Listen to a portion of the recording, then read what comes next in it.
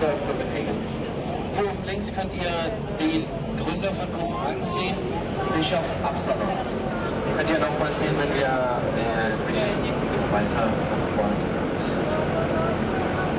Hvis I kigger den vej cirka, så kan I se Biskop Absalon oppe på Højbroplads i Københavns Grundlægger.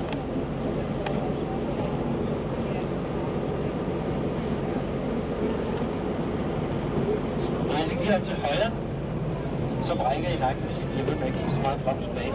Men så kan I se stedet, hvor Helle Thorning-Schmidt og Lars Løkke Rasmussen sidder og drikker en masse kaffe og spiser en masse kage og laver nogle vigtige ting også forhåbentlig.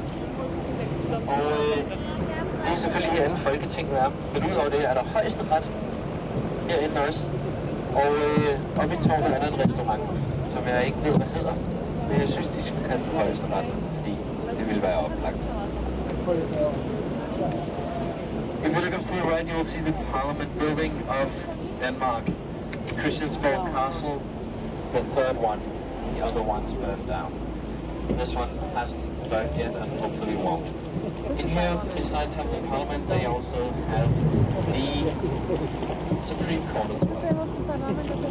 There's a restaurant up at the top of the tower in which you can find traditional Danish food.